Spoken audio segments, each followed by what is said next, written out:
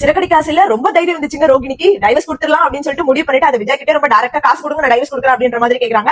உடனே அவங்க சொல்றாங்க, நீ ஃபர்ஸ்ட் டைவர்ஸ் கொடுத்தா நான் காசு கொடுக்குறேன் அப்படின்னு சொல்லிட்டு விஜய் கேக்குறாங்க. உங்களை நம்ப முடியாது, நீங்க காசுக்காக தான் எல்லாத்தையும் பண்ணுவீங்க, உங்களால நம்ப முடியாது, நீங்க காசு கொடுத்தீங்கன்னா நான் டைவர்ஸ் கொடுக்குறேன் அப்படின்னு சொல்லிட்டு அவங்க சொல்ல, இவங்க அப்படிலாம் பண்ண முடியாது, இவங்க சொல்ல, அது அவங்களுக்குள்ள ஒரு மகம் அந்த மாதிரி ஆயிடுச்சு. ஃபைனலா வந்து அவங்களுக்கு தெரிஞ்சிருச்சு விஜய்க்கு, ஓகே இவ டைவர்ஸ் கொடுக்கறதுல தீவிரமா இருக்கா, நம்ம காசு ரெடி பண்ணி எப்படியாவது கொடுத்துறோம் அப்படின்னு சொல்லிட்டு சரி ஓகேன்னு சொல்லிட்டு அங்க இருந்து வந்துடுறாங்க. அதோட வந்து பாத்தீங்கன்னா இந்த ஜோசியக்கார காட்டுறாங்க, அவர்கிட்ட வந்து மனோஜ் வந்து ரோகிணி பெரிய மனசுல அப்புறமேட்டு வந்து பாத்தீங்கன்னா ரெண்டாவது இன்னொரு கல்யாணம் பணக்கார பண்ண கல்யாணம் பண்ணிக்கணும்ன்றது ஆசை. சோ அதை வந்து அந்த ஜோசியர் கிட்ட கேட்கலாம் அப்படின்னு சொல்லிட்டு மனோஜ் வந்து அவர்கிட்ட கேட்கிறாரு. இவர் தான் வந்து டுபாக்கூர் ஜோசியர். அவர் என்ன சொல்லிட்டாருன்னா, அவருக்கு காசு வந்தா போதும் அப்படின்றது, ரெண்டாவது கல்யாணம் பண்ணிக்கோங்க, ஒன்னும் பிரச்சனை இல்ல, ஊருக்குள்ள யாரும் கல்யாணம் பண்ணிக்கிறாங்க, கோடீஸ்வரர் அப்புறம் அப்பரப்பா மனோஜ் கல்யாணம் பண்ண ஒன்னும் தப்பில்லை அப்படின்ற மாதிரி ஐடியா கொடுக்குறாரு. அது பேசிட்டு இருக்கும்போது விஜய் வராங்க, ரோகிணி கிட்ட பேசுற விஷயத்தை எல்லாத்தையும் சொல்லலான்றது விஜய் வராங்க. உடனே ஜோசியர் அவங்க அம்மா தெரிஞ்சு மனோஜ் அம்மா தெரிஞ்சு அவருமே நைஸ் பண்றாங்க. அதுக்கப்புறம் அவங்க பேசி முடிச்சு மனோஜ் கிட்ட வந்து சொல்றாங்க, இது போல விட்டு நான் போய் பேசுனா அவ காசு வாங்குறதுல தான் தீவிரமா இருக்கா, எப்படியாவது காசு ரெடி பண்ணி நம்ம இது பண்ணணும் அப்படின்னு. உடனே மனோஜ் அந்த லூஸ் பண்ண கல்யாணம் பண்றத பத்தி பேசுறதுலாம்ட்டு வராரு. அந்த பொண்ணை பத்தி பேசாத, உன்னோட படிப்புக்கு திறமைக்கு பொண்ணு நான் பார்த்து கல்யாணம் பண்றேன் அப்படின்னு சொல்றாரு. அவருக்கு அது பிடிக்கல, அவர் பார்த்துட்டு காசு வரணும் அப்படின்னு ரொம்ப தீவிரமா இருக்காரு. எனக்கு தெரிஞ்சு ரெண்டாவது பொண்ணை கல்யாணம் பண்ணாலும் பண்ணுவாருன்னு நினைக்கிறேன். சோ அந்த சீன் முடிஞ்சது. அதுக்கப்புறம் பாத்தீங்கன்னா விஜய் வீட்டுல வந்து இது போல வந்து பார்வதி பார்க்க போனா என்னாச்சு அப்படின்னு அண்ணாமலை கேட்டு அங்க நடந்தது எல்லாத்தையும் அவங்க வீட்டுல சொல்றாங்க. ஃபைனலா வந்துட்டு காசு கொடுத்துற டைவர்ஸ் கொடுக்குற அப்படின்ற மாதிரி சொல்றாங்க.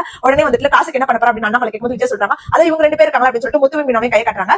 கை காட்டிட்டு ஊர் உலகத்துல எல்லாருக்குமே தேவையான அவங்க பண்ணுவாங்க, இந்த மாதிரி பண்ண சொல்லுங்க மனோஜ் கூட பிறந்தவங்களுக்காக பண்ண சொல்லுங்க அப்படின்னு. ஆனா அந்த லேடிக்கு எப்படிதான் மனசு வந்து பிள்ளை கேட்கறாங்கன்னு தெரியல. அதுக்கு ரவியும் ஸ்ருதியா சொல்றாங்க, அந்த மாதிரி பண்ண முடியாது, அது எப்படி பண்ண முடியும், அவங்களை பார்த்தா உங்களுக்கு எப்படி தெரியுது அப்படின்னு சொல்லிட்டு பாத்துறாங்க. அண்ணாமலே சொல்றாரு, நான் கொடுக்க விட மாட்டேன், நானும் கேட்க மாட்டேன், நீயும் கேட்க கூடாது அப்படின்னு சொல்றாங்க. எல்லாருமே ஒண்ணு சேர்ந்தாதான் இந்த வீடு அப்படின்னு சொல்லிட்டு சொல்றாங்க. அதுக்கு முத்து சொல்றாரு, ஆமா இதே வீட்டுக்காக நான் கஷ்டப்படும் போது உங்க செல்லப்பிள்ளை கிட்ட நீங்க சொல்லலையா அப்படின்னு சொல்லிட்டு சொல்றாங்க. எங்களுக்காக பண்ணுங்க அப்படின்னு சொல்லிட்டு பேசிட்டே இருக்காங்க. பேசிட்டே இருக்கும்போது முத்து வந்து நீங்க பாருங்க எவ்வளவு காசு நான் இதுல இருக்க கடல்ல இருக்க அப்படின்னு சொல்லிட்டு காட்டுறாரு.